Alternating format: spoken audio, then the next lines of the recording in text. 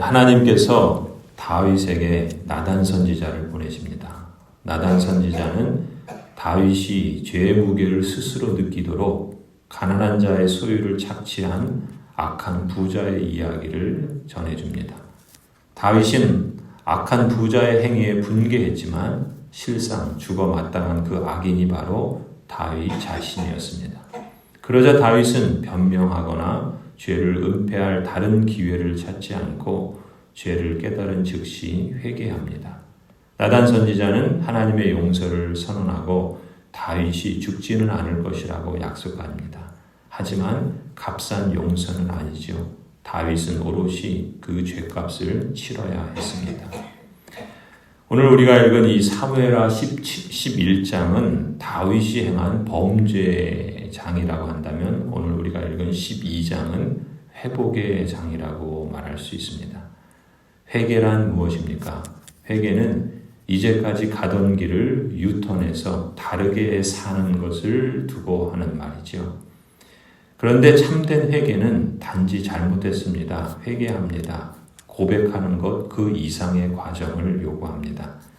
병이 들면 치료의 과정을 거치죠. 그런데 그 치료의 과정은 대개 고통이 수반됩니다. 병이 들어서 이렇게 고통스러운 치료의 과정을 거친 후에 건강을 회복하듯이 참된 회개에는 견디기 힘들지만 꼭 이겨내야 할 몇 가지 과정들을 포함하고 있습니다. 먼저 참된 회개의 과정에는 반드시 죄를 깨닫는 과정이 있습니다.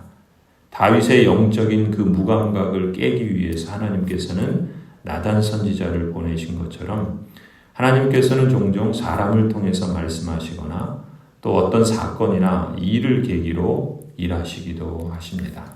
하나님께서 다윗에게 나단을 보내신 것처럼 말씀의 사역자를 통해서 우리의 죄를 깨닫게 하시거나 고발하실 때가 있습니다.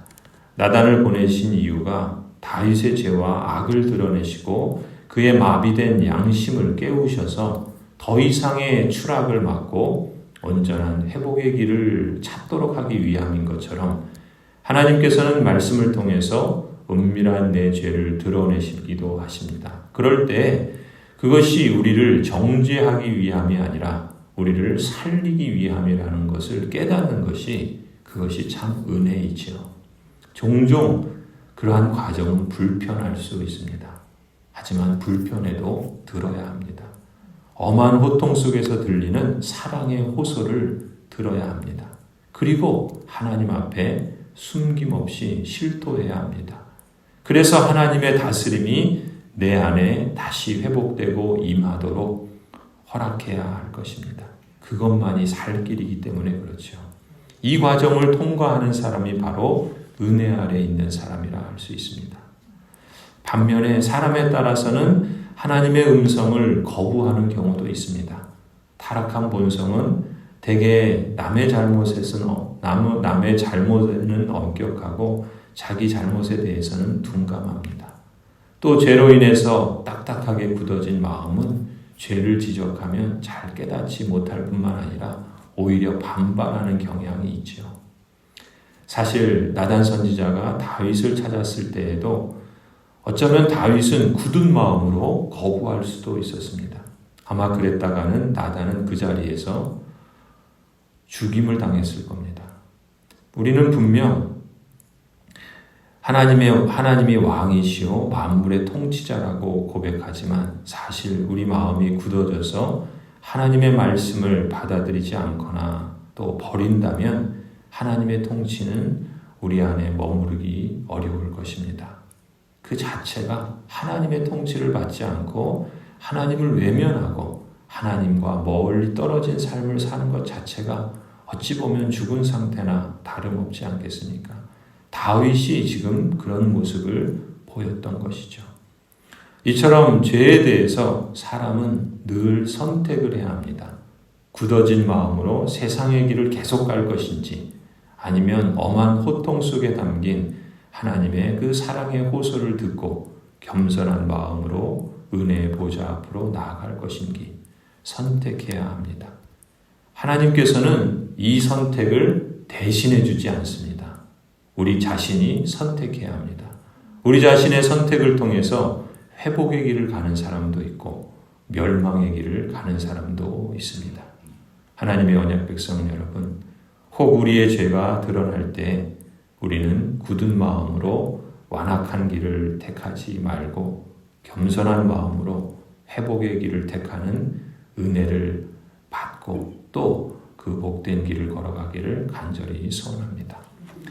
두 번째로 참된 회개의 과정에는 대개 죄에 대한 징계의 아픈 경험이 따라올 수 있다라는 것을 인식해야 합니다. 회개는 그저 값싼 은혜가 아닙니다. 값싼 은혜를 얻는 손쉬운 미봉책도 아닙니다.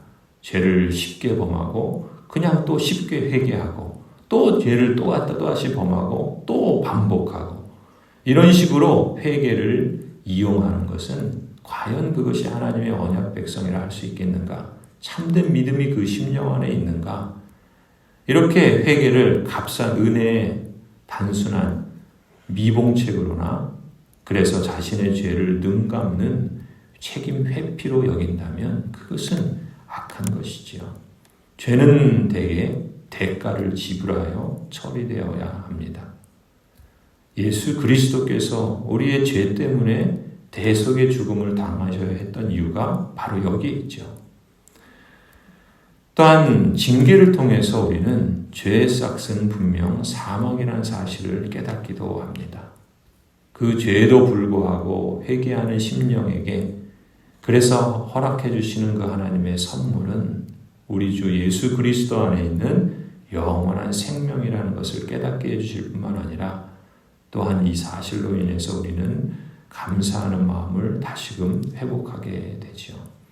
다윗의 경우를 보면은 11절에 이웃의 아내를 빼앗지 말라라고 말씀하셨는데 이웃의 아내를 빼앗은 것처럼 다윗도 그의 아내를 빼앗길 겁니다. 다윗은 은밀히 죄를 저질렀지만 그러나 그는 대낮에 수치를 당하는 형벌을 받게 될 겁니다. 실제로 이 형벌은 우리가 사무엘하 16장에 가면 아들 압살롬이 이스라엘 백성들 앞에서 다윗의 후궁들과 더불어 동침하는 그런 끔찍한 일이 실현됩니다. 또 너의 집과 너의 나라가 영원히 견고하리라 사무엘하 7장에서 하나님께서 나단 선지자를 통해서 축복해 주시고 언약을 맺어 주셨죠. 그런데 그 축복이 오늘 말씀하시는 것처럼 칼이 너의 집에서 영원토록 떠나지 아니하리라 라는 재앙으로 바뀝니다.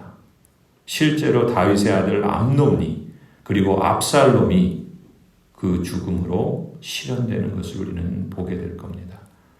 또 6절에 다윗이 나단의 이야기를 듣고 이런 놈은 죽어야 마땅하다고 그리고 죽기 전에 4배의 배상을 하고 죽어야 한다고 분개했던 것처럼 학자들은 실제로 다윗이 자신의 그 말처럼 그대로 되었다고 해석하기도 합니다. 다시 말해서 다윗이 밧세바를 빼앗기 위해서 우리아를 죽였던 것처럼 이 죄로 인해서 다윗은 밧세바와의 간음으로 태어난 그 아들뿐만 아니라 이후에는 다윗의 아들 가운데 암논이 또 압살롬이 아도니아 그의 아들 넷이 죽게 된 것이라고 그렇게 해석하는 학자들도 있습니다. 왜 하나님은 다윗처럼 그의 택하신 언약 백성들에게 징계를 내리시는 걸까요? 언약 백성들을 그저 벌하시기 위해서일까요? 하나님의 크신 뜻을 우리는 다 헤아릴 수 없습니다.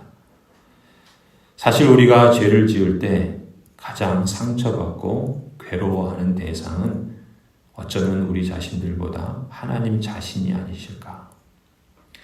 자식이 죄를 지으면 가장 괴로워하는 사람이 부모 아닙니까? 우리가 죄를 지으면 하나님이 그 누구보다 고통스러워 하십니다.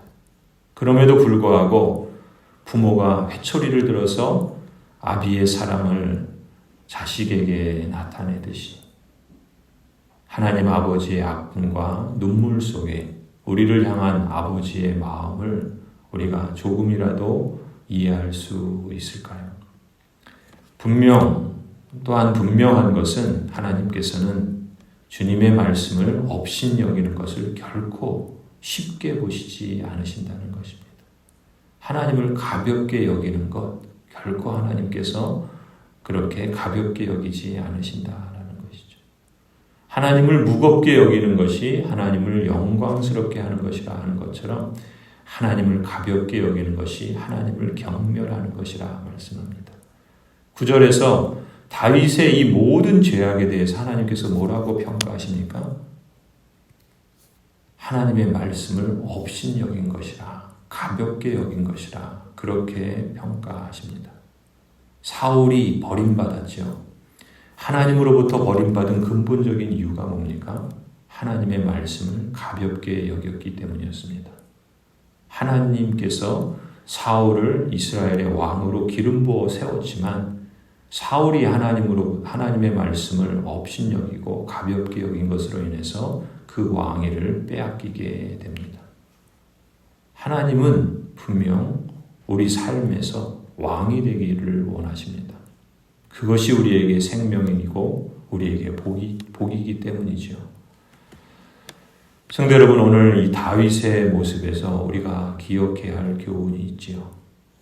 과거에 순종했다고, 과거의 승리의 삶을 살았다고 그것이 우리 신앙 이력서에 좋은 문구를 남길 수 있을지는 모르지만 결코 그것이 우리 미래에도 순종을 보장하지는 않습니다. 우리는 현재적인 삶을 통해서 날마다 서 있는 줄 생각하는 사람은 넘어지지 않도록 조심해야 할 것이고 오늘이라고 하는 그 매 순간순간 하나님의 말씀을 기억하고 또 순종하며 살아야 할 것입니다. 우리가 미래에도 순종하며 살 것이라는 보증서가 되지 못한다는 것입니다.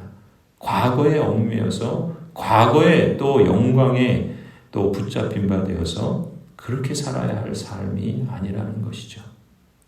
그런 점에서 우리는 오늘 이제 과거에 행한 일들은 다 잊어버리고 하나님께서 위에서 우리에게 부르신 그 부르심의 그 상 받을 것을 바라보면서 표대를 향하여 끝까지 달려가야 할 것입니다.